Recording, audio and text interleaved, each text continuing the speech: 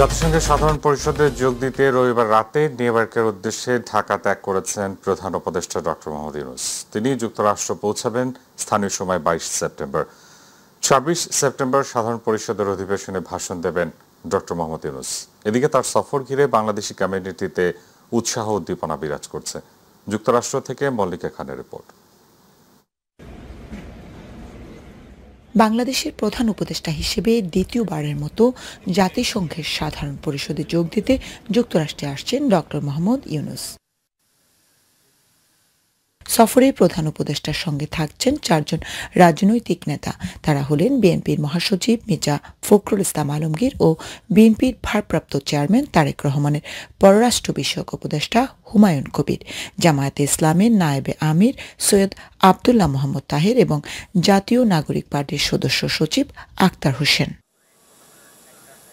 তার এই সফর ঘিরে বিএনপি, জামায়াত ও জুলাই গণ অভ্যুত্থানের পক্ষের শক্তি স্বাগত জানাতে নানা ধরনের প্রস্তুতি নিয়েছেন। আমরা আছি সুশৃঙ্খলভাবে, আমরা ওনাদেরকে স্বাগত জানাবো।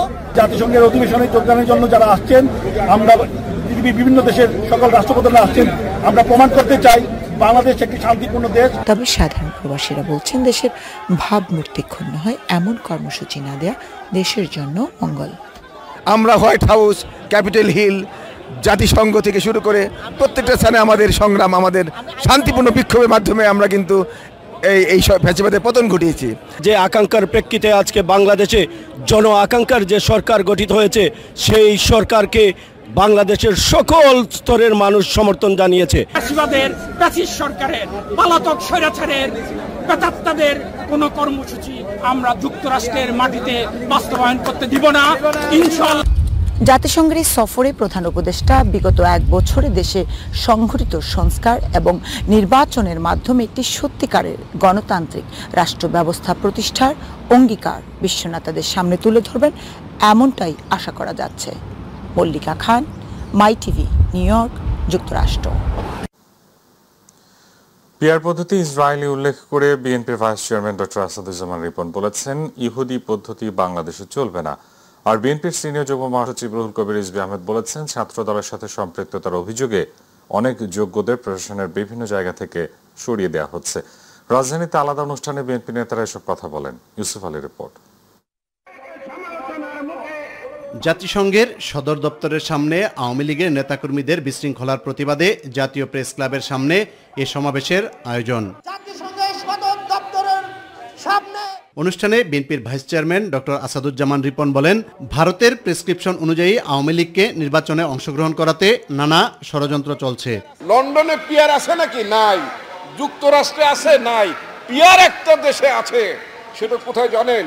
ইসরায়েলে, ইহুদি দেশে।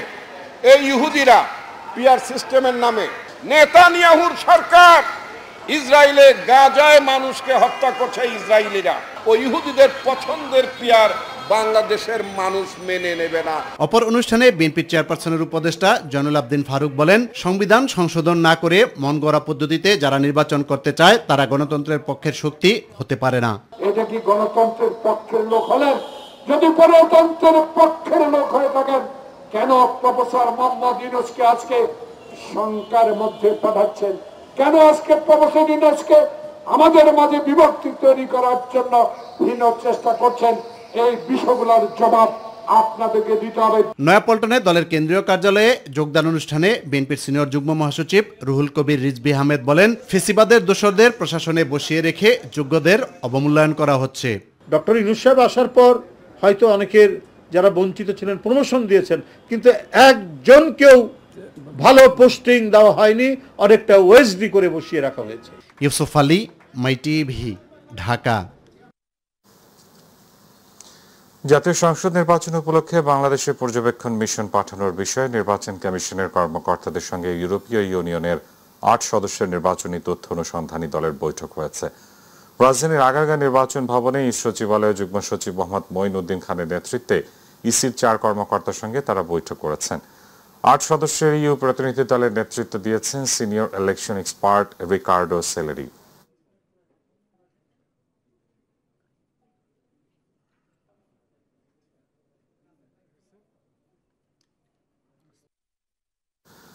আগামী নির্বাচন ফেব্রুয়ারিতে হবে কিনা তা নিয়ে সংশয় থাকলেও নির্বাচন হলে জাতীয় নাগরিক পার্টি এনসিপি কমপক্ষে 150 আসন পাওয়ার প্রত্যাশা করছে বলে জানিয়েছেন দলটির মুখ্য সমন্বয়ক নাসির উদ্দিন পাটোয়ারি। নির্বাচন কমিশনের প্রধান নির্বাচন কমিশনার এএমএম নাসির উদ্দিনের সঙ্গে বৈঠকে সাংবাদিকদের তিনি কথা বলেন। জাতীয় নাগরিক পার্টিকে নতুন রাজনৈতিক দল হিসেবে নিবন্ধন দিতে নির্বাচন কমিশন ইতিবাচক সিদ্ধান্ত নিয়েছে বলে জানান নাসির উদ্দিন পাটোয়ারি। আফজাল হোসেনের রিপোর্ট। আগারগাঁও নির্বাচন ভবনে প্রধান নির্বাচন কমিশনার এএমএম নাসির উদ্দিনের সঙ্গে বৈঠক করেছে জাতীয় পার্টির একটি প্রতিনিধি দল। বৈঠক শেষে জাতীয় নাগরিক পার্টির মুখ্য সমন্বয়ক নাসির উদ্দিন পাটোয়ারি বলেন, আগামী নির্বাচনে জাতীয় নাগরিক পার্টি 150 আসন পাওয়ার সম্ভাবনা রয়েছে। এছাড়া আগামী নির্বাচন ফেব্রুয়ারিতে হবে কিনা সে বিষয়ে সংশয় রয়েছে বলেও মন্তব্য করেছেন নাসির উদ্দিন পাটোয়ারি। আমাদের যে সার্ভেগুলো করেছি আমরা 150টি আসনের মতো এনসিপির জয়ী হওয়ার সম্ভাবনা রয়েছে। আমরা সেগুলো নিয়ে ইতিমধ্যেই আমাদের একটি সকল যারা জেলার সমন্বয়কারী প্রধান রয়েছেন আমরা তাদেরকে ঢাকায় ডেকেছিলাম। আমরা তাদেরকে মাঠে প্রস্তুতি নেওয়ার জন্য কথা বলেছি। আগামীর যে সংসদটা হবে এখানে আওয়ামী লীগ থাকবে না, জাতীয় পার্টি থাকবে না, এবং এটা দীর্ঘদিন ধরে আমরা বলে আসছি।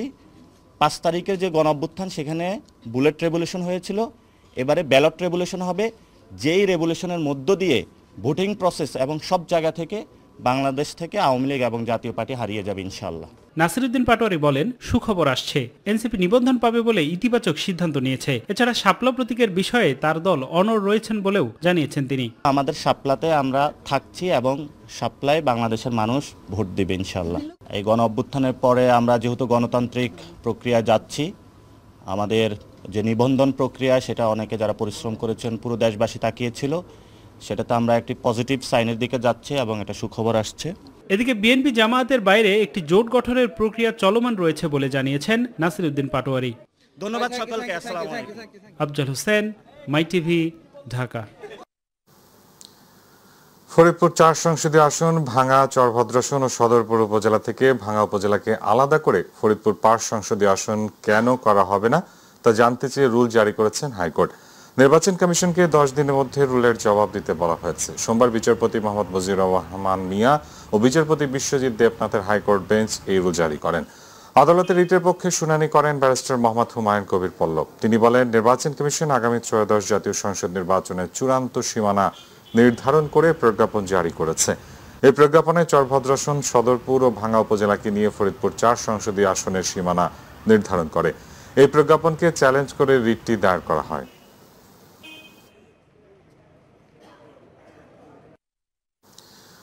মেটিকুলাস ডিজাইনে সরকার উৎখাতের ষড়যন্ত্র করেছিল জুলাই আন্দোলনকারীরা। আন্তর্জাতিক অপরাধ ট্রাইব্যুনাল 1 মানবতা বিরোধী অপরাধের মামলায় সাক্ষী আপ বাংলাদেশের আহ্বায়ক আলী হাসান জুনায়েদকে জেরায় একথা বলেন শেখ হাসিনার আইনজীবী আমির হোসেন। এই দাবি সত্য নয় বলে সাক্ষী জুনায়েদ জানান, এটি ছিল ন্যায়সঙ্গত দাবির আন্দোলন। এই মামলায় 20তম দিনে জুনায়েদ ছাড়া 49তম সাক্ষী হিসেবে জবানবন্দি দিয়েছেন শহীদ সৈকতের বোন সাবরিনা আফরোজ সেবন্তী। রিপোর্ট। মানবতাবিরোধী অপরাধের মামলায় শেখ হাসিনা সহ 3 আসামির বিরুদ্ধে জবানবন্দি দিয়েছেন আপ বাংলাদেশের আহ্বায়ক ও জুলাই যোদ্ধা আলী হাসান জুনায়েদ। আন্তর্জাতিক অপরাধ ট্রাইব্যুনালে জবানবন্দিতে আন্দোলনের প্রেক্ষাপট তুলে ধরেন তিনি। ফেসবুক প্রোফাইল লাল করার বক্তব্য এবং সর্বশেষ 1 দফার কর্মসূচি সরকার পতনের সাথে সাথে মার্চ ফর ঢাকা কর্মসূচি 6 আগস্ট নির্ধারণ এবং পরবর্তীতে এগিয়ে এনে 5 আগস্ট নির্ধারণ এবং সরকার পতনের যাবতীয় বিষয় উনি তুলে ধরেছেন এবং এই আন্দোলন চলাকালে কিভাবে নির্যাতন করা হয়েছে, কিভাবে নিষ্ঠুরতা দেখানো হয়েছে, এমনকি পরিচিত লাশ শনাক্ত করার সুযোগ না দিয়ে বেওয়ারিশ লাশ হিসাবে 114 জনকে দাফন করা হয়েছে তার বর্ণনা দিয়েছেন। সাক্ষ্য গ্রহণের 20তম দিনে জুনায়েদকে জেরা করেন আসামি পক্ষের আইনজীবী আমির হোসেন। জেরায় তিনি জানান, জুলাই আন্দোলন ছিল সরকার উৎখাতের পরিকল্পিত ষড়যন্ত্র। এই যে আন্দোলনটা তারা করেছিলেন সে আন্দোলনটা ছিল অবৈধ এবং বৈধ সরকারকে উৎখাতের জন্য। সেই প্রসঙ্গে আমি তাকে মেটিকুলাস ডিজাইন ছিল, মেটিকুলাস ডিজাইনেরই অংশ হিসাবে এই আন্দোলনটা হয়েছে। একটি বৈধ সরকার বিরুদ্ধে যে আন্দোলনটা করেছে এটা ষড়যন্ত্রেরই অংশ, সেই হিসেবে তাদেরকে আমি ষড়যন্ত্রকারী বলেছি। তবে সাক্ষী আলী হাসান জুনায়েদ বলেন, ছাত্র জনতার আন্দোলন ছিল ন্যায়সঙ্গত। এটা কোনো মেটিকুলাস ডিজাইন ছিল না, এটা ছিল একটা ন্যায়সঙ্গত দাবির আন্দোলন এবং সেই আন্দোলনে আমরা দেখেছি কিভাবে করে আন্দোলনকে দমানোর চেষ্টা করা হয়েছে। এটা ছিল সম্পূর্ণ নীতিসঙ্গত ন্যায্য বৈধ আন্দোলন। সাধারণ শিক্ষার্থীদের গণতান্ত্রিক অধিকার, এই বাংলাদেশের ছাত্র জনতার গণতান্ত্রিক অধিকার, তাদের যে ন্যায্য দাবি সেই দাবি আদায়ের আন্দোলন। জুনায়েদ ছাড়াও এই মামলায় এদিন জবানবন্দি দেন শহীদ সৈকতের বোন সাবরিনা আফরোজ সেবন্তী। ৪৯তম সাক্ষী হিসেবে সাক্ষ্য দেন তিনি। এস.এম. আরিফ, মাইটিভি, ঢাকা। স্বরাষ্ট্র উপদেষ্টা অবসরপ্রাপ্ত লেফটেন্যান্ট জেনারেল মোহাম্মদ জাহাঙ্গীর আলম চৌধুরী বলেছেন, এবার উৎসবমুখর পরিবেশে ও ধর্মীয় গাম্ভীর্যের মধ্য দিয়ে দুর্গাপূজা অনুষ্ঠিত হবে। নিরাপত্তা নিয়ে কোনো শঙ্কা নেই। এটা ধর্মীয় অনুষ্ঠান, এটার পবিত্রতাও রক্ষা করতে হবে। সব ধর্মের লোকজন মিলে উৎসব করতে পারে সে ব্যবস্থা করা হয়েছে। সকালে নারায়ণগঞ্জে রামকৃষ্ণ মিশন আশ্রম পরিদর্শন শেষে তিনি এসব কথা বলেন। পরিদর্শন শেষে জেলা প্রশাসক সম্মেলন কক্ষে প্রশাসন ও আইন শৃঙ্খলা বাহিনীর সঙ্গে মত বিনিময় করেন স্বরাষ্ট্র ও কৃষি উপদেষ্টা। এবার কিন্তু সব পূজা কমিটির সাথে যে আমাদের মিটিং হয়েছিল, সেই সময় একটা ইনস্ট্রাকশন দেওয়া হয়েছে যে তারা মণ্ডপ তৈরি করার শুরু থেকেই তারা ২৪ ঘন্টার নিরাপত্তার ব্যবস্থা করবে এবং এই জন্য তারা বিভিন্ন গার্ড, মানে আমাদের সরকারি বাহিনী না, তাদের নিজস্ব থেকে তাদের থাকবে, কি জানি বলে, স্বেচ্ছাসেবক থাকবে। এই স্বেচ্ছাসেবকরা এইটা দেখাশোনা করবে। এইটা তারা করতেছে এবং ২৪ তারিখ থেকে আমাদের আনসাররা হয়ে যাবে, প্লাস আমাদের এই যে মহিলা এবং শিশু বিষয় মন্ত্রণালয় থেকেও লোক চলে আসবে। এবার পূজা খুবই ধর্মীয় গাম্ভীর্যের সাথে এবং খুব উৎসব মুখর হবে পূজা। বাংলাদেশের সনাতন ধর্মাবলম্বীদের সবচেয়ে বড় ধর্মীয় উৎসব দুর্গাপূজা সমাগত। মহালয়ার পর এখন মন্দিরে চলছে আরাধনা ও দেবীকে আহ্বান। কারিগরদের হাতের নিপুণ ছোঁয়ায় শেষ মুহূর্তে দেবী দুর্গাকে সাজাচ্ছেন প্রতিমা শিল্পীরা। মণ্ডপ থেকে শুরু করে প্রতিটি ঘরে উৎসবের আমেজ। নারীরা পিঠাপুলি, নাড়ু তৈরি করছেন। আবার চলছে পূজার কেনাকাটা এবং সাজসজ্জাও। বিস্তারিত শিমুল খানের রিপোর্টে। রংতুলির আঁচড়ে বর্ণিল হয়ে উঠবে দুর্গার রূপ। দেবী দুর্গার সঙ্গে তৈরি হচ্ছে লক্ষ্মী, সরস্বতী, কার্তিক ও গণেশের প্রতিমাও। সাজসজ্জার কাজে ব্যস্ত সময় পার করছেন কারিগররা। ঢাকেশ্বরী, রমনা ও সিদ্ধেশ্বরী কালী মন্দিরে গিয়ে দেখা গেছে শেষ মুহূর্তে দেবীকে বরণে শিল্পীদের দম ফেলার ফুসরত নেই। অবশ্য ন্যায্য পারিশ্রমিক না পাওয়ায় হতাশ শিল্পীরা, চান সরকারি সহায়তা। আমাদের এখন দিন রাত্র কাজ করতে হয়, কারণ আর মাত্র কয়েকদিনই আছে। এর মধ্যে তো আমাদের সব মন্দিরে প্রতিমা দিতে হবে।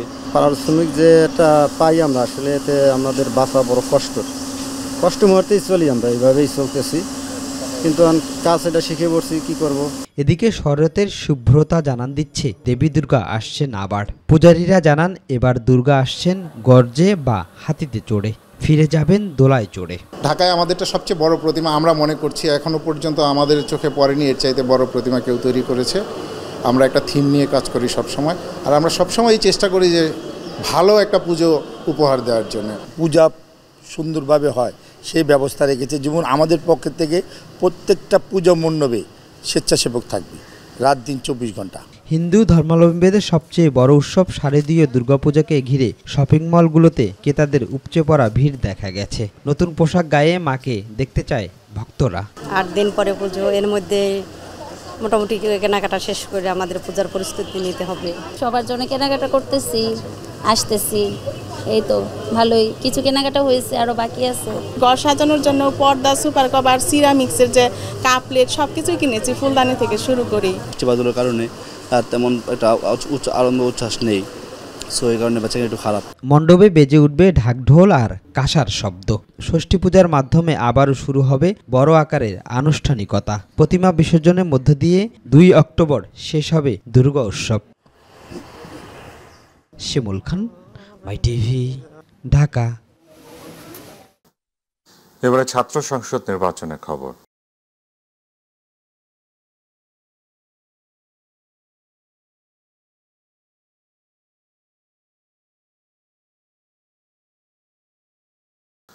ডাকসু নির্বাচনে অনিয়ম নিয়ে কর্তৃপক্ষকে লিখিত আবেদন দেয়া হলেও কালক্ষেপণের চেষ্টা করছে বিশ্ববিদ্যালয় প্রশাসন। এমন অভিযোগ করেছেন ছাত্রদল সমর্থিত ডাকসুর পরাজিত ভিপি প্রার্থী আবিদুল ইসলাম খান। তিনি বলেন, নির্বাচনে নানা রকম জালিয়াতি ঘটেছে। সকাল 11টার দিকে ঢাকা বিশ্ববিদ্যালয়ের মধুর ক্যান্টিনে এক আনুষ্ঠানিক সংবাদ সম্মেলনে তিনি এসব অভিযোগ করেন। আবিদুল বলেন, নির্বাচনে ব্যবহৃত ব্যালট পেপারে ক্রমিক নম্বর ছিল না। ব্যবহৃত ছাপানো ব্যালট পেপারের সংখ্যা, অব্যবহৃত ব্যালট পেপারের সংখ্যা প্রকাশ করা হয়নি। একই ব্যক্তি একাধিক ভোট দিয়েছে কিনা তা নিয়ে শিক্ষার্থীদের মধ্যে সন্দেহ সৃষ্টি হয়েছে বলে অভিযোগ করেন ছাত্রদল সমর্থিত এই পরাজিত ভিপি প্রার্থী। আমরা প্রার্থী হিসেবে যে অসঙ্গতিগুলো পেয়েছিলাম, প্রার্থী হিসেবে যেমন আমার দায়িত্ব, ঢাকা বিশ্ববিদ্যালয়ের শিক্ষার্থীদের একজন ভোটার হিসেবে তারও দায়িত্ব আছে। সুতরাং আমরা প্রার্থীরাই শুধু অভিযোগ করে যাব ব্যাপারটা চাইনি। আমরা চাচ্ছিলাম আমাদের যে অভিযোগগুলো অবশ্যই সেগুলো ঘটেছে, যেহেতু সাধারণ শিক্ষার্থীরা ভোটাররাও সেগুলো নিয়ে আওয়াজ তুলবেন। ইতিমধ্যেই বিভিন্ন প্যানেলের প্রার্থীরা এবং ভোটাররা কিন্তু আওয়াজ তুলেছেন। তো তারই ফলশ্রুতিতে আমরা সুস্থ রাজনৈতিক চর্চার মধ্য দিয়ে আমরা আমাদের অবস্থান স্পষ্ট করেছি। আমরা আশা রাখছি ঢাকা বিশ্ববিদ্যালয় প্রশাসন এই বিষয়গুলো নিয়ে পুঙ্খানুপুঙ্খভাবে তাদের অবস্থান ক্লিয়ার করবে এবং আপনারাও সেই জিনিসগুলো ইনভেস্টিগেশনে নামবেন। উদ্ভূত পরিস্থিতি এবং শিক্ষকদের লাঞ্ছনার প্রতিবাদে চলমান আন্দোলন এবং কয়েকটি প্যানেলের দাবির মুখে রাজশাহী বিশ্ববিদ্যালয় ছাত্র সংসদ নির্বাচন পিছিয়ে দিয়েছে কর্তৃপক্ষ। সন্ধ্যায় টানা 4 ঘন্টার বৈঠকে 25 সেপ্টেম্বরের পরিবর্তে ডাকসু নির্বাচন 16 অক্টোবর আয়োজন করার সিদ্ধান্ত নেওয়া হয়। এদিকে পোষ্য কোটা বাতিল এবং রাজশাহী বিশ্ববিদ্যালয়ে চলছে শিক্ষক কর্মচারীদের কমপ্লিট শাটডাউন কর্মসূচি। এতে বিশ্ববিদ্যালয়ের প্রশাসনিক ও শিক্ষা কার্যক্রম কার্যত স্থবির হয়ে পড়েছে। প্রতিনিধি শাহরিয়ার অন্তুর তথ্য ছবিতে শামস তাবরিজ উচ্ছ্বাসের রিপোর্ট। শিক্ষক লাঞ্ছনার ঘটনায় ক্ষোভ জানিয়ে রাজশাহী বিশ্ববিদ্যালয়ের শিক্ষক, কর্মকর্তা ও কর্মচারীরা শুরু করেছে অনির্দিষ্টকালের শাটডাউন কর্মসূচি। ফলে স্থবির হয়ে পড়েছে শিক্ষা কার্যক্রম, বন্ধ হয়ে পড়েছে ক্লাস ও পরীক্ষা।